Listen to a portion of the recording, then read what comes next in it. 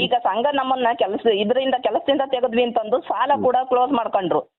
ನಾನು ಕಟ್ಟಿದ್ದು, ನಾನು ಸಂಘದಲ್ಲಿ ಲೋನ್ ತಗೊಂಡಾಗಿಂದ ಕಟ್ಟಿದ್ದು, ನಾನು ಜನವರಿನಲ್ಲಿ ಸಾಲ ತಗೊಂಡೆ ಸರ್ 1 ಲಕ್ಷ ರೂಪಾಯಿ ಅಂತ. 1 ಲಕ್ಷ ರೂಪಾಯಿ ತಗೊಂಡಾಗ PRK ಅಮೌಂಟ್ ಅಂತ 500 ಚಿಲ್ಲರೆ ದುಡ್ಡು ಕಟ್ಸ್ಕೊಂಡಿದ್ದಾರೆ ಸ್ಟಾರ್ಟಿಂಗು. ಅದಾದ್ಮೇಲೆ ಮತ್ತೆ ನೆಕ್ಸ್ಟ್ ಇಯರ್ ಕಟ್ಟಿಸ್ಕೊಂತಾರೆ. ನಾನು ಕಟ್ಟಿರೋ ಅಂತ ಅಮೌಂಟೇನೆ ಈಗ ಎಷ್ಟು 26,811 ರೂಪಾಯಿ ನಾನು ಕಟ್ಟಿದ್ದೀನಿ ಸರ್ ದುಡ್ಡು. ಅಲ್ಲ ಸಾಲ, ನಾನು ಸಾಲ ತಗೊಂಡಿದ್ನಲ್ಲ 1 ಲಕ್ಷ ರೂಪಾಯಿ. 1 ಲಕ್ಷ ರೂಪಾಯಿನಲ್ಲಿ 30 ಒಂದು ನಿಮಿಷ ಸ್ಲಿಪ್ನು ಕೂಡ ಹಾಕಿಮ್ಮ ನನಗೆ. ಹಾಕ್ತೀನಿ ಸರ್. ನಾನೀಗ 26,811 ರೂಪಾಯಿ ಕಟ್ತೆ ಸರ್. ಅದ್ರಲ್ಲಿ SP ಗಳು ಅಂತ ಒಬ್ರು ಬರ್ತಾರಲ್ಲ ನಮ್ಮ ಹಾಗೆ ಸೇವಾ ಪ್ರತಿನಿಧಿಗಳು, ಬುಕ್ಸ್ ತಂದಿರಲ್ಲ, ಏನು ತಂದಿರಲ್ಲ. ನಾವು ಅಮೌಂಟ್ ಕೂಡ ಕೊಟ್ಟಿದ್ದೆ. ಆ ಅಮೌಂಟ್ ಕೊಟ್ಟಿದ್ದ ಅಮೌಂಟ್ 13,000 ಚಿಲ್ಲರೆ ನಾನು ದುಡ್ಡು ಅಮೌಂಟ್ ಕೊಟ್ಟಿದ್ದೀನಿ ಸರ್. ಆ ಸೇವಾ ಪ್ರತಿನಿಧಿ ತಗೊಂಡೋಗಿ ಬುಕ್ಕಿ ಕಟ್ತೀನಿ ಅಂತ ಹೇಳಿದ್ಲು. ಕಟ್ಟಿದ್ ನೋಡಿದ್ರೆ 3,350 ರೂಪಾಯಿ ಮಾತ್ರ ಬುಕ್ಕಿಗೆ ಡೆಪಾಸಿಟ್ ಆಗಿದೆ.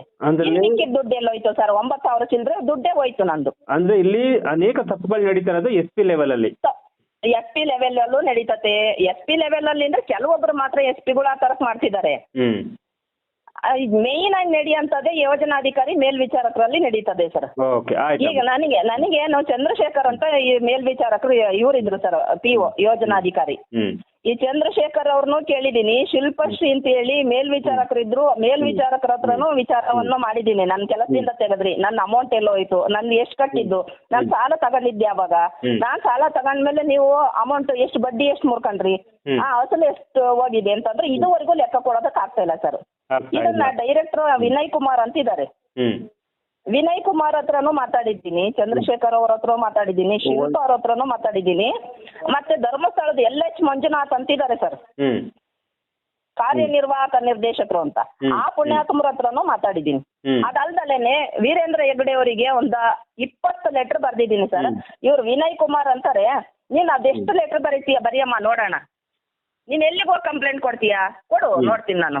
ಕೋರ್ಟಿಗೆ ಹೋಗ್ತೀಯಾ, ಸ್ಟೇಷನ್ಗೆ ಹೋಗ್ತೀಯಾ? ಹೋಗು, ನೋಡ್ತೀನಿ ನಾನು. ಏನ್ ಸರ್ ಈ ತರ ದೌರ್ಜನ್ಯ ಮಾತಾಡೋದು ಇವರು? ಇಷ್ಟು ದೌರ್ಜನ್ಯವಾಗಿ ಮಾತಾಡ್ತಾರಲ್ಲ. ನನ್ನ ಹತ್ರ ಈಗ 1,20,811 ರೂಪಾಯಿ ದುಡ್ಡು ಕಟ್ಟಿಸ್ಕೊಂಡಿದ್ದಾರೆ ಸರ್. ನಂದು ಅಕೌಂಟಿಗೆ ನಮ್ಮಲ್ಲಿ ಸ್ಯಾಲ್ರಿ ಕೊಡುವಾಗ ಇಷ್ಟು ಅಮೌಂಟ್ ಅಂತ ಕಟ್ಟಾಗುತ್ತೆ ಸರ್ ನಮ್ದು.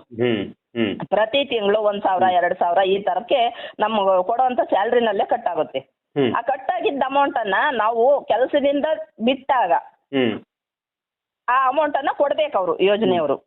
ಆ ಅಮೌಂಟ್ ಅನ್ನ ಅಕೌಂಟಿಗೆ ಹಾಕ್ತಿವಿ. ನಾನು ಕೆಲಸನೇ ಬಿಟ್ಟಿಲ್ಲ, ರಿಸೈನ್ ಲೆಟರ್ ಕೊಟ್ಟಿಲ್ಲ, ನಂದು ID ಕಾರ್ಡ್ ಈಗಲೂ ಕೂಡ ನನ್ನ ಹತ್ರನೇ ಇದೆ ಸರ್. ಇವ್ರ ಕಾರ್ಯಕರ್ತರು ಹಾಗೆ ಹೀಗೆ ಅಂತ ಹೊಗಳಕೊಂಡು ಮಾತಾಡ್ತಾರಲ್ಲ ಕೆಲವೊಬ್ರು, ಇಲ್ಲೆಲ್ಲೂ ತಪ್ಪೇ ಆಗ್ತಿಲ್ಲ ಅಂತಾರಲ್ಲ. ಇಷ್ಟೊಂದೆಲ್ಲ ತಪ್ಪು ಮಾಡಿರೋರು ಕಣ್ಣೆದುರುಗಡೆನೆ ಇದ್ದಾರೆ. ಅವ್ರನ್ನ ನೇರವಾಗಿ ಕೇಳಿದಾಗ ಈ ಮೇಲ್ವಿಚಾರಕರು ಏನ್ ಶಿಲ್ಪಶ್ರೀ ಅಂತ ಇದ್ರಲ್ಲ, ಈ ಪುಣ್ಯಾತಮ್ರು ಮಾಡಿರೋ ತಪ್ಪು ಅಂತ ಹೇಳಿ ಎಲ್ಲರನ್ನು ಕೇಳ್ಕೊಂಬಂದಾಗ ಈ ತಪ್ಪನ್ನ ಒಂದ್ ಲೆಟರ್ ಬರ್ಕೊಟ್ಲು ಅವಳು. ಏನು ನನ್ನಿಂದ ತಪ್ಪಾಗಿದೆ ಸರ್, ನಾನ್ ಫೋರ್ಜರಿ ಸೈನ್ ಮಾಡ್ಕೊಟ್ಟಿದ್ದೆ, ಅರುಣವರು ಕೆಲಸಕ್ಕೆ ಬರಲ್ಲ ಅಂತ ಹೇಳಿ ನಾನೇ ಫೋರ್ಜರಿ ಸೈನ್ ಮಾಡ್ಕೊಟ್ಟೆ ಅಂತ ಒಪ್ಕೊಂಡು ಲೆಟರ್ ಕೊಟ್ಲಲ್ಲ. ಮೇಲ್ವಿಚಾರಕರು ತಪ್ಪು ಅಂತ ಆಯಮ್ಮ ಲೆಟರ್ ಬರ್ಕೊಟ್ಲು. ಈ ಸೇವಾ ಪ್ರತಿನಿಧಿ ಅಂತ ಇಸ್ಕೊಂಡೋದಂತ ಅಮೌಂಟಿಗೂ ಅವಳು ಒಪ್ಕೊಂಡ್ಲು. ಆದ್ರೆ ಇದುವರೆಗೂ ದುಡ್ಡು ಇಬ್ಬರಿಂದ ವಾಪಸ್ ಬರ್ಲಿಲ್ಲ. ನಂದು ಕೆಲಸದಿಂದ ತೆಗೆದಿದ್ದಕ್ಕೆ EM ತೆಗಿಲಿಲ್ಲ, ಶಿಲ್ಪಶ್ರೀನ ಕೆಲಸದಿಂದ ತೆಗಿಲೇ ಇಲ್ಲ. ಈ ಕಡೆ ಆಫೀಸಿಂದ ತೆಗೆದು ಬೇರೆ ಆಫೀಸಿಗೆ ಹಾಕಿದ್ರು. ಯಾಕೆಂದ್ರೆ ಇಲ್ಲೇ ಇಟ್ಕೊಂಡ್ರೆ ತಪ್ಪು ಅಂತ ನಾವ್ ಹೇಳ್ತೀವಲ್ಲ, ಇವಳು ಹಿಂಗ್ ಮಾಡಿದ್ಲು ಅಂತ ಹೇಳ್ತೀವಲ್ಲ. ಏನ್ ಮಾಡೋದು, ಇವ್ರನ್ನ ಎಲ್ಲಿಂದನೂ ಕೆಲಸದಿಂದ ತೆಗಿಯಲ್ಲ ಸರ್.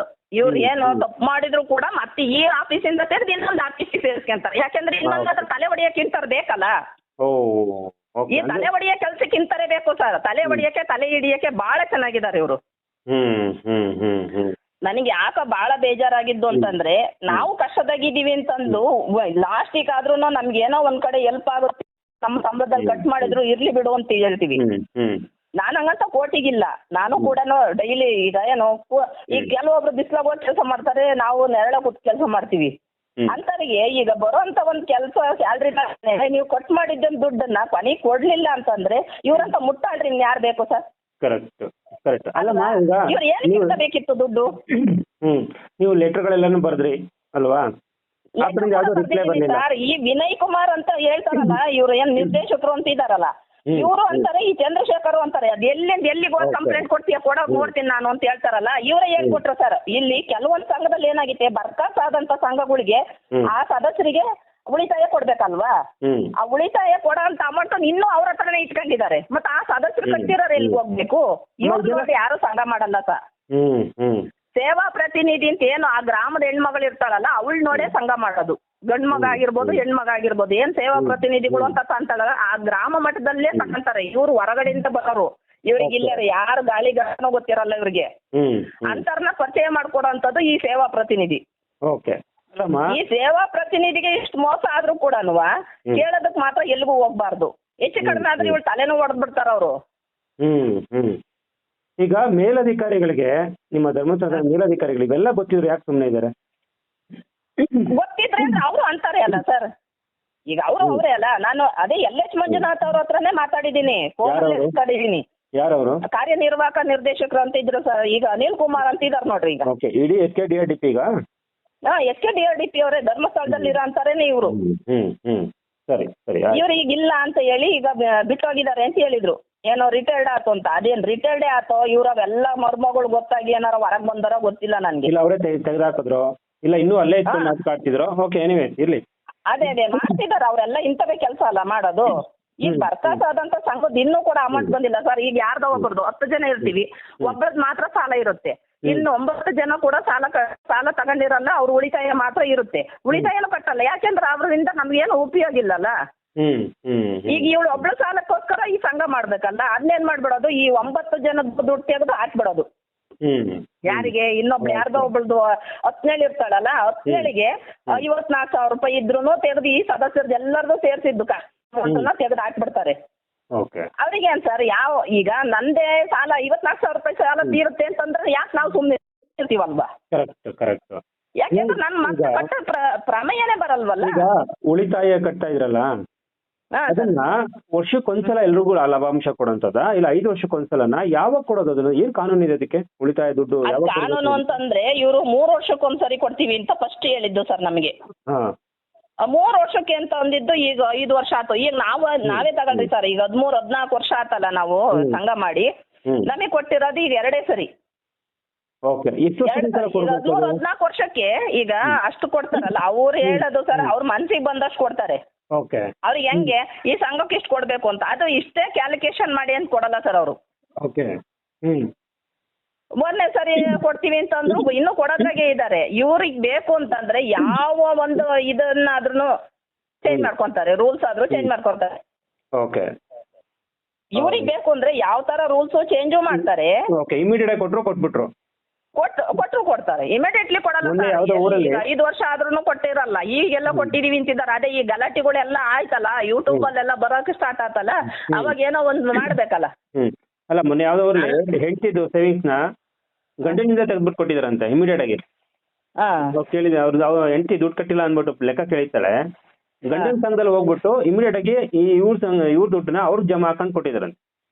ಮಾಡ್ತಾರೆ ಸರ್ ಅದು. ಈ ಅಮ್ಮನ್ ಕೊಟ್ಟೇ ಇಲ್ವಂತೆ ದುಡ್ಡು, ಅವ್ರಿಗೆ ಜಮಾ ಹಾಕೊಂಡ್ಬಿಟ್ಟಿದಾರಂತೆ. ಹಂಗೆ ಇರ್ಲಿ. ಈಗ ಆ ತರಕ್ಕೂ ಆಗ್ತಾ ಇದೆ ಸರ್. ಇದು ಎಷ್ಟು % ಮೋಸ ಇದೆ ಧರ್ಮಸ್ಥಳ ಸಂಘದಲ್ಲಿ?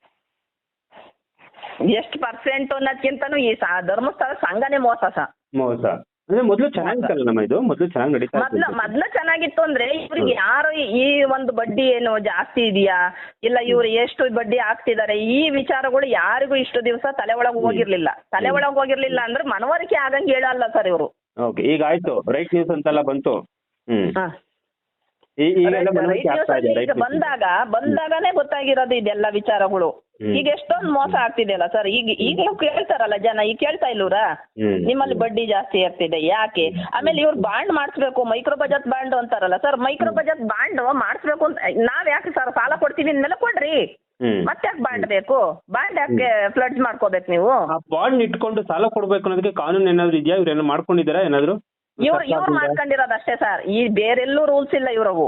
ಸರ್ಕಾರದಲ್ಲೇ ಸರ್ಕಾರದಿಂದ ಎಂತ ರೂಲ್ಸ್ ಇಲ್ಲ ಸರ್. ಸರ್ಕಾರದಿಂದ ಇವ್ರಿಗೆ ಏನ್ ಮಾನ್ಯತೆ ಪಡೆದಿದ್ದಾರ? ಇಲ್ವಾ? ಎಲ್ಲೈತೆ ಸರ್? ಏನ್ ಮಾನ್ಯತೆ ಪಡ್ಕೊಂಡಿದ್ದಾರೆ? ವ್ಯವಹಾರ ಮಾಡ್ತಿದಾರಲ್ಲ ಸರ್, ಎಲ್ಲೈತೆ ಸರ್? ಯಾವ್ದು ಡಾಕ್ಯುಮೆಂಟ್ಸ್ ಇಲ್ಲ ಇವ್ರವು. ಅಮ್ಮ, ನೀವು 13 ವರ್ಷದ ಕೆಲಸ ಮಾಡ್ತಿದ್ದೀರಾ, ನಿಮ್ಗೆ ಅವಾಗಲೂ ಗೊತ್ತಾಗ್ಲಿಲ್ವಾ ಇದು ಯಾವ್ದು ಮಾನ್ಯತೆ ಇಲ್ಲ ಇದು ಅಂತ? ಗೊತ್ತಾಗಿಲ್ಲ ಸರ್. ಇಲ್ಲ ಸರ್, ನಮ್ಗೆ ಅವ್ ಯಾವ ಪ್ರೂಫೇ ಕೊಡಲ್ಲ ಸರ್. ಈಗ್ಲೂ ಕೂಡ ನಾವು ಸಂಘದಾಗ ಸದಸ್ಯರಲ್ವಾ, ಈ ಸಂಘದಾಗ ಈ ಬುಕ್ ಬಂದ್ಬಿಟ್ರೆ ನಮ್ಗೆ ಯಾವ ಪ್ರೂಫ್ನು ಇಲ್ಲ. ಈ ಬುಕ್ ಕೂಡ ಕೊಡ್ತಾ ಇಲ್ಲ ಸರ್ ನನಗೆ. ಈಗ ಸಂಘದ್ದು ಈಗ 94,000 ರೂಪಾಯಿ ಮುರ್ಕೊಂಡಿದ್ದಾರೆ ಸರ್ ನನ್ನ ಅಕೌಂಟಿಗೆ. ಈಗ ಬರ್ಬೇಕಿತ್ತಲ್ಲ, ನಂದು 1,40 ಬರ್ಬೇಕಿತ್ತು ಸರ್. 1,48,000 ಚಿಲ್ಲರೆ ದುಡ್ಡು ಬರ್ಬೇಕಿತ್ತು ನಾನು ಕೆಲಸ ಬಿಟ್ಟಾಗ. ಇವರು 94,000 ರೂಪಾಯಿ ಮುರ್ಕೊಂಡು ಮಿಕ್ಕಿರೋ ಅಂತ ಅಮೌಂಟ್ ಅನ್ನ ನನ್ನ ಖಾತೆಗೆ ಹಾಕಿದೀನಿ ಅಂತ ಹೇಳ್ತಾರೆ. ಈಗ ಇಷ್ಟು 94,000 ರೂಪಾಯಿ ನಾನ್ ಕಟ್ಟಿದ್ದು 26,811 ರೂಪಾಯಿ ಎಲ್ಲಿಗೆ ಹೋತು? ನಾನ್ ಕಟ್ಟಿರೋದು ಈಗ 8 ತಿಂಗಳು ಸಂಘದಲ್ಲಿ ದುಡ್ಡು ಕೊಟ್ಟಿದ್ದೀನಿ ಸಾಲನ. 8 ತಿಂಗಳು ನಾನು ದುಡ್ಡು ಕಟ್ಟಿರೋದೇ ಇಷ್ಟು ಆಗಿತ್ತೆ ಅಂತಂದ್ರೆ ಹಂಗಾರೆ ಇನ್ನೆಷ್ಟು ನಿಮ್ದು ಬಡ್ಡಿ ಅಂತ ಕೇಳಿದ್ರೆ ಏನು ಉತ್ತರ ಇಲ್ಲ. ಇವರು ಯೋಜನಾಧಿಕಾರಿ ಚಂದ್ರಶೇಖರ್ ಅವ್ರನ್ನ ಕೇಳಿದ್ರೆ ಅಲ್ಲಿ ಹೇಳಮ್ಮ, ಮ್ಯಾನೇಜರ್ ಇರ್ತಾನಲ್ಲ ಅವ್ನ್ ಕೇಳು, ಅವನಂತಾನೆ ನಿಮ್ದೊಂದು ತಲೆನೋವು ಕಂಡ್ರಿ ಅಂತಾನೆ. ಅವ್ನ್ ಕೆಲಸ ಮಾಡಕ್ಕೆ ತಾನೇ ಬಂದಿರ್ತಾನೆ. ಇಷ್ಟೊಂದು ಜನದ್ದು ತುಂಬಾ ಜನದ ದುಡ್ಡು ಇವ್ರು ತಲೆ ಹೊಡಿತಾ ಇದಾರೆ ಸರ್. ಉಳಿತಾಯ ದುಡ್ಡು ಕೊಡ್ಬೇಕಾಗಿದ್ದಂತದೇ ಮೇಲ್ವಿಚಾರಕರು ಇಟ್ಕೊಂಡು ಅವ್ರ ಜೋಬ್ನಲ್ಲಿ ಇರುತ್ತೆ, ಅವ್ರ ಅಕೌಂಟ್ನಾಗ ಇರ್ತಾವ ಅವು ದುಡ್ಡು. ಹೆಂಗ್ ಹೋಗುತ್ತೆ? ಈಗ ನಂದು ಉಳಿತಾಯ ನನಗೆ ವಾಪಸ್ ಕೊಡ್ಬೇಕು ತಾನೆ. ಹೌದು, ಸರಿ ಅಮ್ಮ, ನಿಮ್ ಜೊತೆ ಮತ್ತೆ ಮಾತಾಡ್ತೇನೆ ಅಮ್ಮ. ಈಗ ಕಾರ್ಯಕ್ರಮ ನೋಡ್ತಾ ಇರೋರಿಗೆ ನೀವ್ ಏನ್ ಹೇಳ್ತೀರಾ? ದುಡ್ಡು ಕಟ್ಟೋರ್ಗೆ ಏನ್ ಹೇಳ್ತೀರಾ? ದುಡ್ಡು ಕಟ್ಟೋದು ನಿಲ್ಸಿರೋರ್ಗೆ ಏನ್ ಹೇಳ್ತೀರಾ? ಈಗ ಮುಂದೆ ಸಾಲ ತಗೊಳಕ್ ಹೋಗೋರ್ಗೆ ಏನ್ ಹೇಳ್ತೀರಾ? ಸಾಲ ಆಲ್ರೆಡಿ ತಗೊಂಡಿರೋರ್ಗೆ ಏನ್ ಹೇಳ್ತೀರಾ? ಈಗ ಸಾಲ ತಗೊಂಡಿದ್ದಾರೆ ಸರ್, ನಮಗೆ ಅವ್ರ ದುಡ್ಡು ಬೇಡ, ನಮ್ಗೆ ಕಟ್ಟೋಣ, ದುಡ್ಡು ಕಟ್ಟೋಣ. ಈಗ ಸಾಲ ತಗೊಂಡಿದೀವಿ ಅಂತಂದ್ರೆ ಸಾಲ ಕಟ್ಟೋಣಂತೆ, ಕಟ್ಟೋದು ಬೇಡ ಅಂತ ಹೇಳಲ್ಲ ನಾನು. ಅದು ಹೆಂಗ್ ಕಟ್ಬೇಕು? ನಿಮ್ಗೆ ಎಷ್ಟು ಬಡ್ಡಿ ಅಂತ ಹೇಳಿದ್ದಾರೆ ಅಷ್ಟು ಬಡ್ಡಿ ಹಾಕ್ರಿ. ಅಷ್ಟು ಬಡ್ಡಿಗಿಂತ 1 ರೂಪಾಯಿ ಜಾಸ್ತಿ ಕಟ್ಬೇಡ್ರಿ. 3 ವರ್ಷಕ್ಕೆ ಅಂತ ಹೇಳಿ 5 ವರ್ಷಕ್ಕೆ ಹಾಕಿರ್ತಾರೆ ಸಿಸ್ಟಮ್ನಾಗೆ. 5 ವರ್ಷಕ್ಕೆ ಯಾಕೆ ಸರ್ ನಾವು ಬಡ್ಡಿ ಕಟ್ಬೇಕು? ಯಾಕಂಗೆ ಅಲ್ಲ, ಇವ್ರು ಮಾಡೋದು, ಇವನಿಗೆ ಸದಸ್ಯನಿಗೆ ಏನ್ ಗೊತ್ತಿರುತ್ತೆ? 3 ವರ್ಷಕ್ಕೆ ಅಂತಾನೆ ಲೆಕ್ಕ ಇಟ್ಕೊಂಡಿರ್ತಾನೆ. ಇವ್ನಿಗೆ 3 ವರ್ಷದ ಬಿಟ್ರೆ ಬೇರೆ ಗೊತ್ತಿರಲ್ಲ. 5 ವರ್ಷಕ್ಕೆ ಮಾಡಿರ್ತಾರೆ ಇವರು. 5 ವರ್ಷಕ್ಕೆ ಯಾಕೆ ಮಾಡ್ಬೇಕು? ನಾವು ಅಲ್ಲೇ ನಿಂತು ನನಗೆ 3 ವರ್ಷಕ್ಕೆ ಬೇಕು, ನನಗೆ 3 ವರ್ಷಕ್ಕೆ ಬೇಕಮ್ಮ ಕಂತು, ನಾನು 3 ವರ್ಷಕ್ಕೆ ಕಂತು ಕಟ್ಕೊಂಡು ಹೋಗ್ತೀನಿ ಅಂತಂದ್ರು ಕೂಡ ಇವ್ರು ಬಿಟ್ಟು 5 ವರ್ಷಕ್ಕೆ ಮಾಡ್ಕೊಂಡು ಇವ್ರು ಹೆಂಗ್ ಕಟ್ಟಿರ್ತಾರೋ ಅದ್ರಾಗ ಇದ್ ಮಾಡ್ಕೊಳ್ಳೋದು. ಈಗ ನಾವು ಬೇಗ ತೀರ್ಬೇಕು ಅಂತ 811 ರೂಪಾಯಿ ಸರ್. ನಾನು 3 ವರ್ಷಕ್ಕೆ ಅಂತಂದ್ರೆ 1 ಲಕ್ಷ ತಗೊಂಡ್ರೆ 811 ರೂಪಾಯಿ ಕಟ್ಟಬೇಕು ವಾರ. ಈಗ 811ಕ್ಕಿಂತ ನಾನೇನ್ ಮಾಡ್ತೀನಿ, ನನ್ನ ಸಾಲ ಬೇಗ ಕ್ಲಿಯರ್ ಆಗ್ಲಲ್ವಾ, ಸ್ವಲ್ಪ ಜಾಸ್ತಿ ಕಟ್ಟೋಣ ಅಂತಂದು 1,020 ರೂಪಾಯಿ ಕಟ್ಟೆ ಸರ್. 20 ರೂಪಾಯಿ ಸೇವಿಂಗ್, 1,000 ರೂಪಾಯಿ ಸಾಲ. ಈಗ ಇದು ಕಟ್ಟಿರೋದೇ ಇಷ್ಟೊಂದು ದುಡ್ಡು ಆಗಿತ್ತಲ್ಲ. ಈಗ ಸೇವಿಂಗ್ಸ್ ಬಿಟ್ಬಿಡ್ರಿ, ಸೇವಿಂಗ್ಸ್ ಐತೆ ಅಂತ ಹೇಳ್ತಾರೆ, ಅದು ಕೊಡ್ತಾರೋ ಬಿಡ್ತಾರೋ ಅದು ಗೊತ್ತಾಗ್ತಾ ಇಲ್ಲ ನನ್ಗೆ. ಈಗ್ಲೂನು ಡೌಟ್ ಐತೆ ಅವ್ರ ಮೇಲೆ ನನ್ಗೆ. ಈಗ ನನ್ ಸಂಘದ್ದು ಕ್ಲೋಸ್ ಮಾಡಿದ್ರು ಕೂಡ ನನ್ ಸಾಲ ಇಷ್ಟೊಂದು ಮುರ್ಕೊಂಡ್ರು ಕೂಡ ಇನ್ನೂ ಉಳಿತಾಯ ಕೊಡ್ರಿ ಅಂತ ಕೇಳಿದ್ರು ಇಲ್ಲ ರೀ, ಇನ್ನಿಬ್ರು ಸಾಲ ಐತೆ, ಅವ್ರಿಬ್ರು ಸಾಲ ಕಟ್ಟಸ್ರಿ ಅಂತಾರೆ. ನಾವ್ಯಾಕೆ ಕಟ್ಟಬೇಕು? ನಾನು ಕಟ್ಕೊಂಡು ಹೋಗ್ತಿದ್ನಲ್ಲ ಅವ್ರ ಜೊತೆ. ಸಂಘದಲ್ಲಿ ಸೇವಾ ಪ್ರತಿನಿಧಿನ ಕೆಲಸದಿಂದ ಸಾಲ ತಗೊಂಡನ್ನ ಸಾಲ ಮುರ್ಕೊಂಡು ನೀವು ಸೇವಾ ಪ್ರತಿನಿಧಿ ಕೆಲಸದಿಂದ ಬಿಡ್ತಾಳೆ ಅಂತ ತಕ್ಷಣ ಸಾಲ ಮುರ್ಕೊಳ್ರಿ ಅಂತ ಎಲ್ಲೂ ಇಲ್ಲ, ಇದು ರೂಲ್ಸೇ ಇಲ್ಲ. ಯಾಕೆಂದ್ರೆ ಈ ವಿಚಾರಗಳನ್ನ ನಾನು ಬಹಳ ಕಡೆ ಅಷ್ಟು ಕೇಳಿದೀನಿ. ಈಗ ಕೂಡ ನನ್ ಜೊತೆ ಕೆಲಸ ಮಾಡಿದಂತ ಸೇವಾ ಪ್ರತಿನಿಧಿಗಳ್ದು ಕೆಲಸ ಬಿಟ್ರು ಕೂಡ ಅವ್ರ ಸಾಲ ರನ್ನಿಂಗ್ ಐತೆ. ನನಗೆ ಒಬ್ಳಿಗೆ ಯಾಕೆ ಹಿಂಗ್ ತಲೆ ಹೊಡೆದ್ರು ಇವ್ರು? ವಿನಯ್ ಕುಮಾರ್, ಚಂದ್ರಶೇಖರ್, ಶಿಲ್ಪಶ್ರೀ, ಇವ್ರು 3 ಜನ ಮಾಡಿ ನಾನು ತಲೆ ಹೊಡೆದಾರಲ್ಲ, ಇವ್ರು ಉದ್ಧಾರ ಆಗ್ತಾರ ಸರ್ ಜೀವನದಾಗೆ?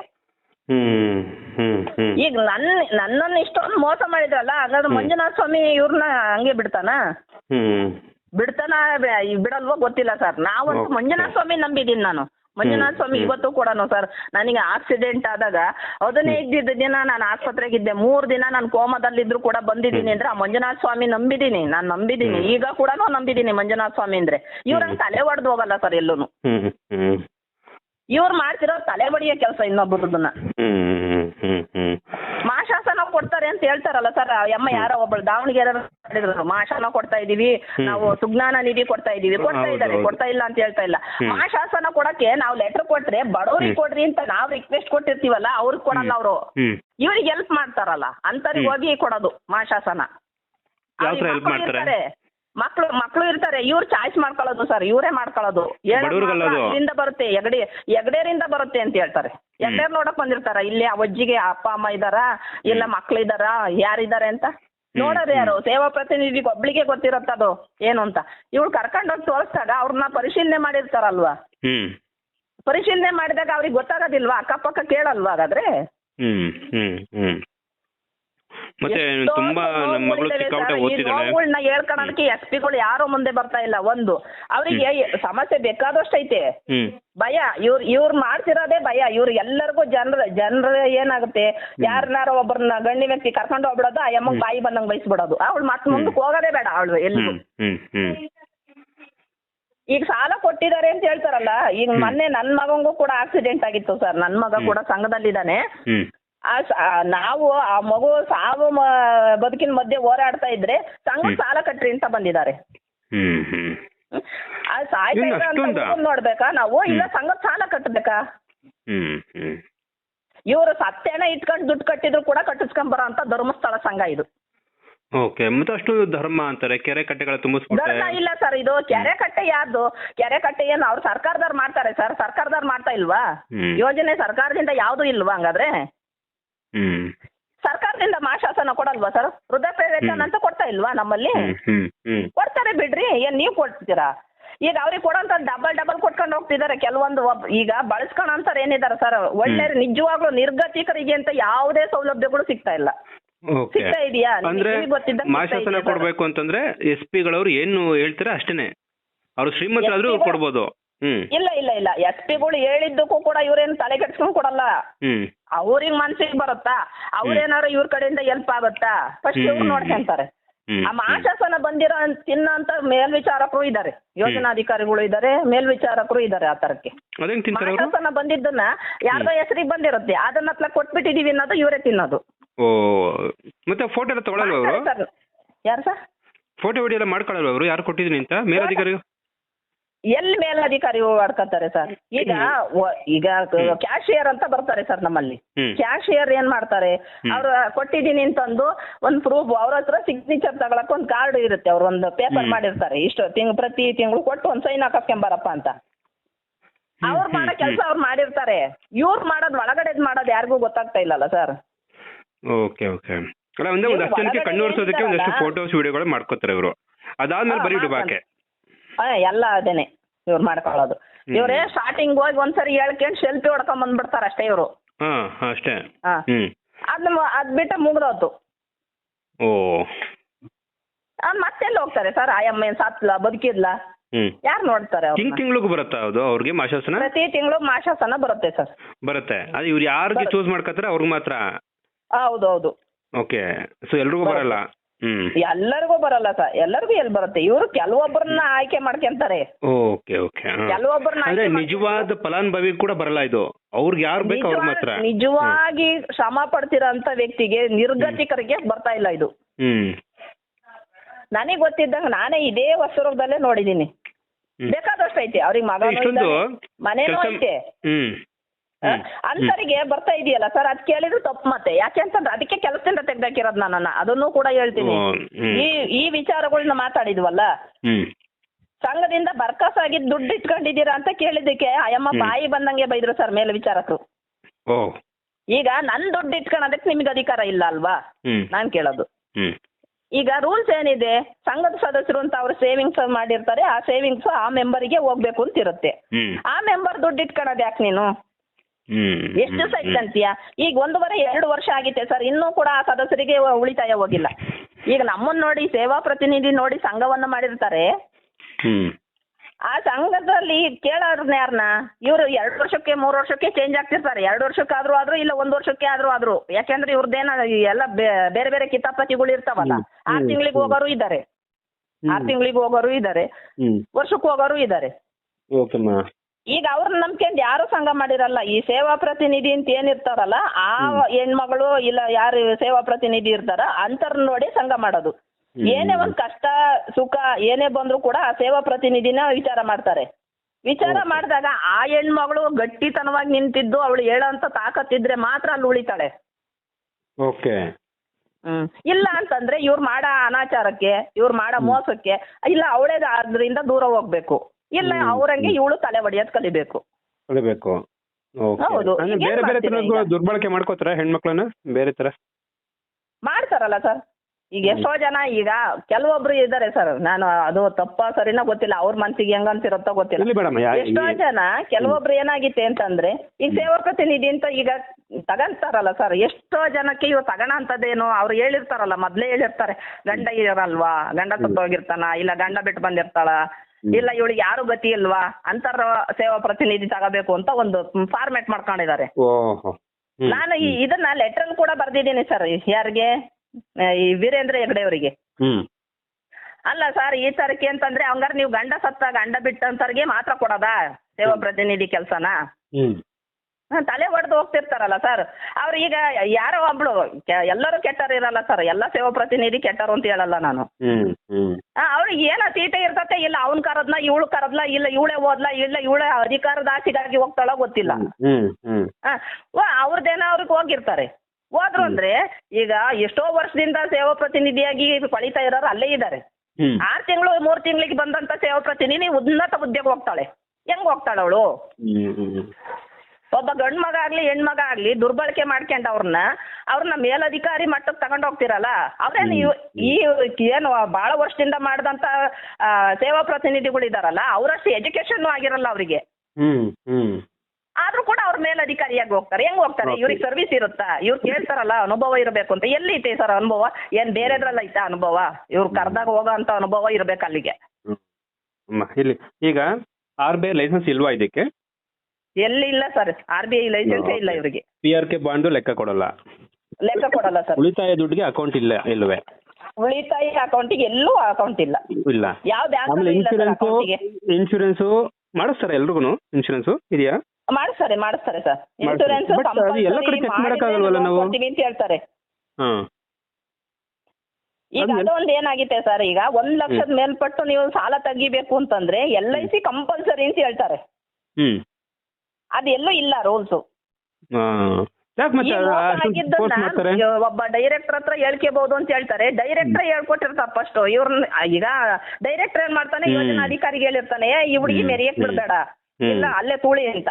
ಅವನೇನ್ ಮಾಡ್ತಾನೆ, ಹೇಳೋದ್ ಮಾತ್ರ ಇವನ್ ಹೆಂಗೆ ಡೈರೆಕ್ಟ್ರು ಮೀಟಿಂಗ್ನಾಗ ಅಯ್ಯೋ ನಿಮ್ಮ ತಪ್ಪುಗಳು ಏನಾರ ಆದ್ರೂ ನಿಮ್ ಯೋಜನಾಧಿಕಾರಿ ಇಲ್ಲ ಮೇಲ್ವಿಚಾರಕರು ಏನಾರ ನಿಮಗೆ ದೌರ್ಜನ್ಯ ಮಾಡ್ತಿದ್ರೆ, ಇಲ್ಲ ಏನಾರ ತಪ್ಪು ಮಾಡಿದ್ರೆ ನಮ್ಮ ಹತ್ರ ಹೇಳ್ರಿ ಅಂತ ಹೇಳ್ತಾರೆ. ತಪ್ಪು ಹೇಳಿದ್ರು ಕೂಡ ಏನು ತಪ್ಪು ಮಾಡಿದ್ದನ್ನ ಅಲ್ಲೇನು ಇದ್ ಮಾಡೋದಿಲ್ಲ ಅವರು. ಹೇಳ್ಕೊಂಡ್ರೆ ಕೆಲಸದಿಂದ ತೆಗ್ದಾಕ್ತಾರೆ. ಇಲ್ಲಿ ಧರ್ಮದ ಬಡ್ಡಿ ಅಂತ ಅಂದ್ಮೇಲೆ ಇನ್ಶೂರೆನ್ಸ್ ಮಾಡಿಸ್ಕೊಳ್ಳೇಬೇಕು ಅಂತ ಯಾಕೆ? ಬಡ್ಡಿನೇ ಇರೋದಿಲ್ಲ. ಮತ್ತೆ ಯಾಕೆ ಅಷ್ಟೊಂದು ಫೋರ್ಸ್ ಮಾಡ್ತಾರೆ ಇನ್ಶೂರೆನ್ಸ್ ಮಾಡಿಸ್ಕೊಳ್ಳೇಬೇಕು ಮಸ್ಟ್ ಅಂಡ್ ಶುಡ್ ಅಂತ? ಇವ್ರಿಗೇನು ದುಡ್ಡು ಸಿಗುತ್ತಾ ಇದೆಯಾ ಅಲ್ಲಿಂದ? ಇವ್ರಿಗೆ ಬೇಕಾದಷ್ಟು ಬರುತ್ತಲ್ಲ ಡಬ್ಬಿ ಹಣ, ಬೇಕಾದಷ್ಟು ಇವ್ರದೇ ಐತಲ್ಲ ಸರ್ ಬೇಕಾದಷ್ಟು. ಇವಾಗ ಸರ್ ಧರ್ಮಸ್ಥಳದ್ದೇ ಬಂದ್ಬಿಡುತ್ತೆ. ಧರ್ಮಸ್ಥಳ ಎಲ್ಲಿ ಸರ್? ಧರ್ಮಸ್ಥಳದ್ದು ಅಂತ ಹೇಳ್ತಿದಾರಲ್ಲ, ಮಂಜುನಾಥ ಸ್ವಾಮಿ ಬಂದ್ ಕೊಡ್ತಾನ ಸರ್ ದುಡ್ಡು? ಮಂಜುನಾಥ ಸ್ವಾಮಿನ ಕೊಡ್ತಾ ಇರೋದು?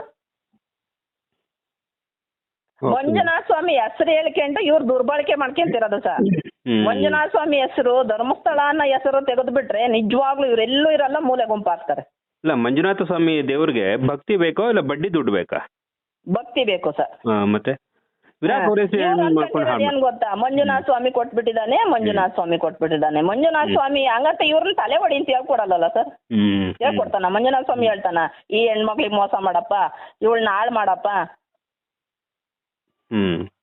ಮಂಜುನಾಥ ಸ್ವಾಮಿ ಅಂತ ಹೇಳ್ತಾರೆ ಅಲ್ವಾ? ಈಗ ಹಂಗಂತ ಸಾಯ್ತಾ ಇರೋ ವ್ಯಕ್ತಿ ಇಲ್ಲ ಅವ್ರ ಮನೆಗೆ ಏನೋ ಒಂದ್ ಹೆಣ ಬಿದ್ದಿರೋ ಹತ್ರ ನೀನು ಹೋಗಿ ದುಡ್ಡು ಇಸ್ಕಮ್ಮ ಅಂತ ಹೇಳ್ತಾನ ಸರ್? ಹೇಳ್ತಾನ ಹಂಗಂತ? ಫೈನಾನ್ಸ್ ಅವರೇ 1 ತಿಂಗಳು 2 ತಿಂಗಳು ಟೈಮ್ ಕೊಟ್ಬಿಡ್ತಾರೆ. ಬೇರೆ ಫೈನಾನ್ಸ್ ಅವ್ರು ಕೊಡ್ತಾರಲ್ಲ ಸರ್, ಇವ್ರಿಗೆಲ್ಲೂ ಏನು ದುಡ್ಡು ಸಿಕ್ಕಲ್ವಾ? ಕೆಲವೊಬ್ರು ಹೇಳ್ತಾರಲ್ಲ ಅಯ್ಯೋ ಅವ್ರು ಕೊಡ್ತಾ ಇದ್ರು ಇವ್ರ ಕೆಲವೊಬ್ರು ಹೇಳ್ತಾರೆ ಸರ್ ಸದಸ್ಯರು.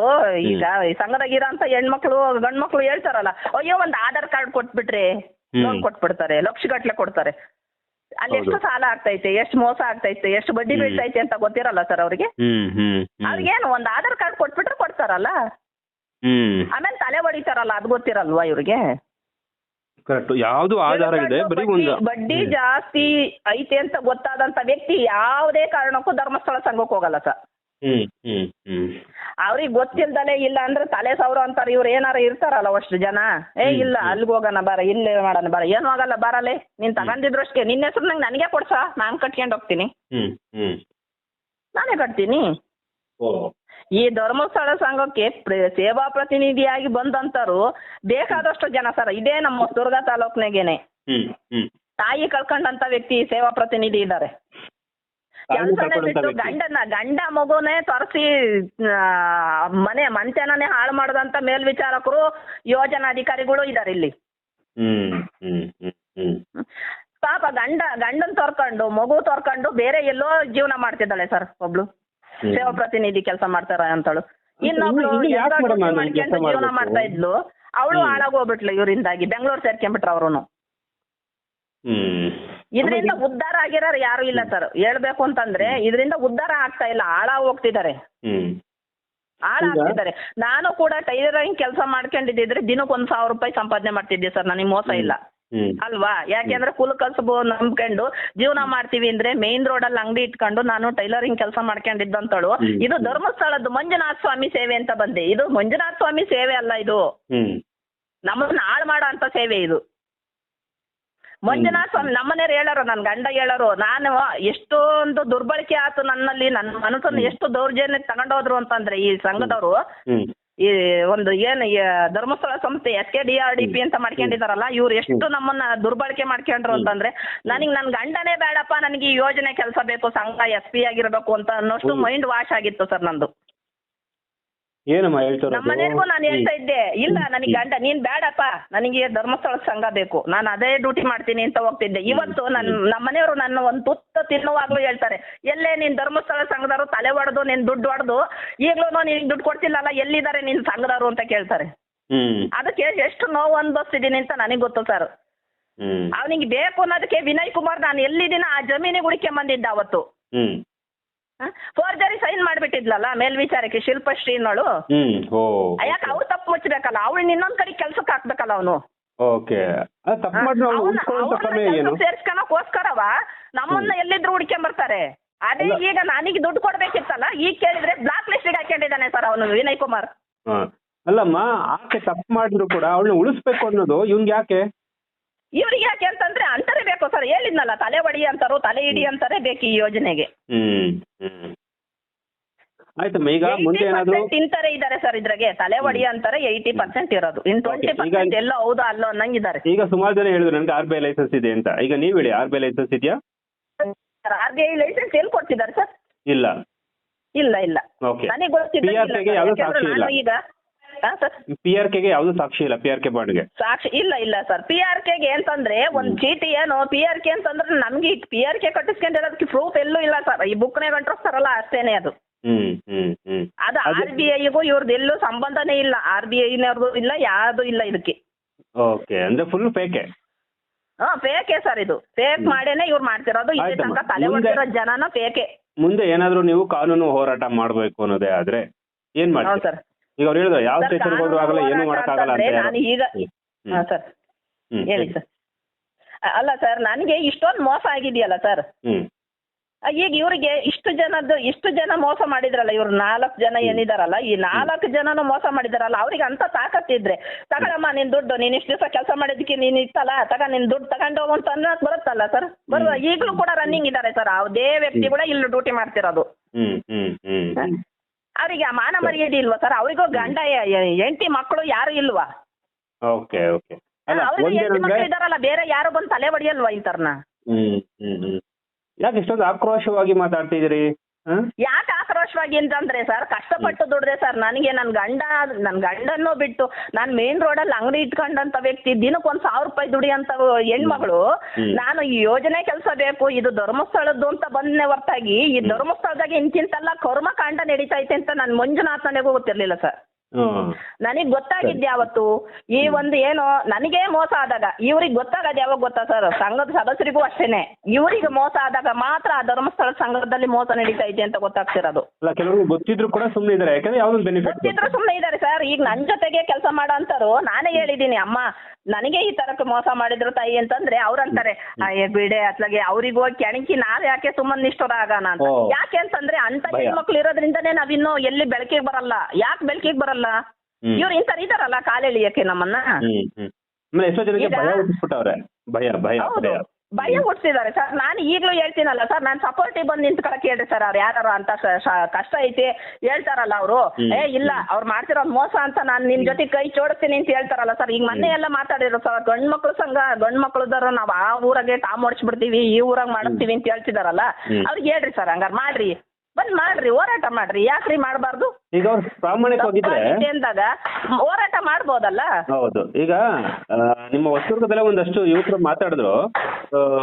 ಅವ್ರೇನ್ ಹೇಳ್ತಾರೆ ಅಂದ್ರೆ, ಅವರೇ ಬಂದು ಎಲ್ಲ ಡಂಗುರ ಓಡಿಸ್ಲಿ, ನಾವು ಕೂತ್ಕೊಳ್ಳೋಕೆ ರೆಡಿ ಇದ್ವಿ ದೇವಸ್ಥಾನದ ಮುಂದೆ.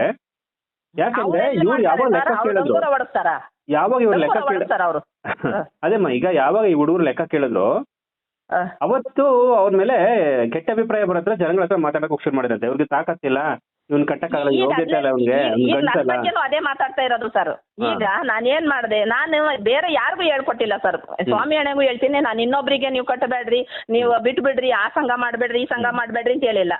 ಯಾಕೆ ಅಂತಂದ್ರೆ ನನ್ಗೇನು, ನಿನಗೆ ವಿಚಾರ ಗೊತ್ತಿದ್ರೆ ನೀನ್ ಮಾಡ್ತೀಯಾ, ಇಲ್ಲ ಅಂದ್ರೆ ಬಿಡ್ತೀಯಾ ಅಷ್ಟೇ ಅಷ್ಟೇ ಅಷ್ಟೇ. ಯಾರು ತೊಂದರೆ ಆಗಿದ್ರೆ ಮಾತಾಡ್ತಾರೆ. ಅರುಣ್ ಅವ್ರು ಎಲ್ಲಾ ಕಡೆ ಹೇಳ್ತಾರೆ, ಸಂಘ ಮಾಡ್ಬೇಡ್ರಿ ಅಂತ ಹೇಳ್ತಾರೆ, ದುಡ್ಡು ಕಟ್ಬೇಡ್ರಿ ಅಂತ ಹೇಳ್ತಾರೆ. ಸಾಲ ತಗೊಂಡಿದ್ದೀರಾ, ನಿಮ್ ಸಾಲ ಎಷ್ಟೈತೆ, ಬಡ್ಡಿ ಎಷ್ಟೈತೆ ಕಟ್ರಿ ಅಂತ ಹೇಳ್ತೀವಿ ಹೊರತಾಗಿ ನಾವು ನೀವು ಕಟ್ಟಬೇಡ್ರಿ, ನೀವು ಬಿಡ್ರಿ, ಅವ್ನಿಗೆ ಮೋಸ ಮಾಡ್ರಿ, ಇವ್ನಿಗೆ ಮೋಸ ಮಾಡ್ರಿ ಅಂತ ಹೇಳಲ್ಲ ಸರ್. ಅದೇ ಇವರು ಯೋಜನಾಧಿಕಾರಿ ಮೇಲ್ವಿಚಾರಕರು ಇದಾರಲ್ಲ, ಅದೇನೇ ಮೋಸ ನನಗೆ ಹೇಳ್ಕೊಟ್ರು. ಸಂಘದನ್ನ ದುಡ್ಡು ಅಮೌಂಟ್ ಅನ್ನ ನೀನ್ ಕಟ್ಟಮ್ಮ, ಇಲ್ಲಾಂದ್ರೆ ನಿನ್ ಕೆಲಸ ಬಿಡು ಅಂತ ಹೇಳಿದ್ರು. ನಾನೇ ಕಟ್ಟಿದೆ ಸರ್, ನಾನೇ ಕಟ್ಟಿದೀನಿ, ನನ್ನ ಕೈಯಾರೆ ದುಡ್ಡು ಕಟ್ಸಿದ್ದಾರೆ. ಸರಿ ಅಮ್ಮ, ನಿಮ್ ಜೊತೆ ನಾನು ಮತ್ತೆ ಮಾತಾಡ್ತೀನಿ ಅಮ್ಮ. ಈಗ ಯಾರಾದ್ರೂ ನಿಮ್ಮ ಪ್ರೋಗ್ರಾಮ್ ನೋಡಿ ನಿಮ್ಗೆ ಫೋನ್ ಮಾಡ್ಬೇಕು ಅನ್ನೋದಾದ್ರೆ ನಿಮ್ ನಂಬರ್ ಕೊಟ್ಟಿಲ್ಲ? ಕೊಡಿ ಸರ್. ಯಾಕಂದ್ರೆ ಕೆಲವರೆಲ್ಲ ನನಗೆ ಫೋನ್ ಮಾಡಿ ಬೈತಾ ಇರ್ತಿದ್ರು, ಯಾಕೆ ನೀನು ಸುಳ್ಳು ಅಭಿಪ್ರಾಯ ಮಾಡ್ತಿದ್ಯಾ, ಬರೀ ಅಪಪ್ರಚಾರ ಮಾಡ್ತಿದ್ಯಾ, ನಿನ್ಗೆ ಬಂದ್ರೆ ನೀವು ಸುಮ್ಮನೆ ಬಿಡಲ್ಲ, ಈ ತರ ಎಲ್ಲ ಎದುರಿಸಿದ್ರು, ಅದೆಲ್ಲ ಎದುರಿಸಲ್ಲ, ನಾನೆಲ್ಲ ತಲೆ ಕೆಡಿಸ್ಕೊಳ್ಳೋದು. ಅದಕ್ಕೆ ನಿಮ್ ನಂಬರ್ ಕೊಡ್ತೀನಿ, ಬೇಕಾದ್ರೆ ಅವ್ರು ನಿಮ್ಗೆ ಕಾಲ್ ಮಾಡಿದ್ರೆ ಮಾತಾಡಿ, ಏನೇ ತೊಂದರೆ ಆಗಿದೆ ಅಂತ ಹೇಳಿ, ಎಲ್ಲ ಡಾಕ್ಯುಮೆಂಟ್ಸ್ ಸಮೇತ ತಗೊಳ್ಳಿ. ಈಗ ನನ್ಗೆ ನೀವು ಡಾಕ್ಯುಮೆಂಟ್ ಕಳಿಸಿದ್ರಿ, ಸೊ ಅದನ್ನ ನೋಡ್ಬಿಟ್ಟೆ ನಾನು ನಿಮ್ಗೆ ಕಾಲ್ ಮಾಡಿದ್ದು. ನಿಮ್ಮ ಮುಖಾಂತರ ಕೇಳ್ಕೊಳ್ಳೋದು ಏನಂತಂದ್ರೆ, ಯಾರೇ ನನಗೆ ಫೋನ್ ಮಾಡಿದ್ರು ನನ್ನ ಫೋನ್ ತೆಗಿಯಲ್ಲ, ಆದ್ರೆ ನಿಮ್ಮ ಮೋಸ ಆಗಿದ್ರೆ ಅಥವಾ ತುಂಬಾ ಒಳ್ಳೇದಾಗಿದ್ರೆ ದಾಖಲೆಗಳ ಸಮೇತ ಕೊಟ್ರೆ ಅದನ್ನ ಪ್ರಸಾರ ಮಾಡ್ತೀನಿ. ಸುಮ್ನೆ ನನ್ ಜೊತೆ ಮಾತಾಡಿದ್ರೆ ಅವ್ರಿಗೆ ಏನೋ ಪ್ರಮೋಷನ್ ಸಿಗುತ್ತೆ, ನನ್ ಜೊತೆ ಮಾತಾಡಿದ್ರೆ ಅವ್ರಿಗೆ ದುಡ್ಡು ಸಿಗುತ್ತೆ ಅನ್ನೋದೇ ಆದ್ರೆ ಅಂತವ್ರು ಸುಮ್ನೆ ಮಾತಾಡೋದಮ್ಮ, ಬೇಕಾದಾಗ ಮಾತಾಡೋದು, ಬಾಯಿಗೆ ಬಂದು. ಅದು ಹೆಣ್ಮಕ್ಳು ಬಿಟ್ಬಿಟ್ಟಿದ್ರೆ ಇವಾಗ ಹೇಡಿಗಳ ತರ, ಈ ಧರ್ಮಸ್ಥಳ ಸಂಘದವರು ನರಿಗಳ ತರ ಹೆಣ್ಮಕ್ಳು ಬಿಟ್ಬಿಟ್ಟಿದ್ರೆ. ಅಭ್ಯಾಸನೇ ಹಂಗೆ ಸರ್.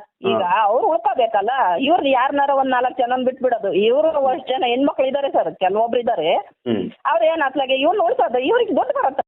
ಅವ್ರ ಮುಂದಕ್ಕೆ ನಮ್ಮ ಪರಿಸ್ಥಿತಿ ಏನಾಗುತ್ತೆ ಅನ್ನೋ ಆಲೋಚನೆ ಇರಲ್ಲ ಅವರಿಗೆ. ಕರೆಕ್ಟ್. ಏನಾರ ಹಾಳಾಗ್ಲಿ, ಇವತ್ತಿಗೆ ದುಡ್ಡು ಬಂದ್ರೆ ಆತು ಅನ್ನೋ ಲೆಕ್ಕಾಚಾರ ಆ ತರದ ಹೆಣ್ಮಕ್ಳು ಇದಾರೆ.